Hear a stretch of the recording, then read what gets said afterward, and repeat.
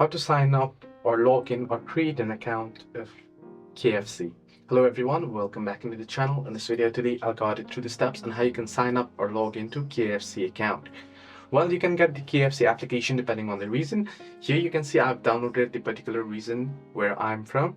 So once you have downloaded it, simply go ahead and open it up. Once you open it up here, you should get an interface somewhat like this. Now, every app interface will be almost similar, so you don't have to get worried about it.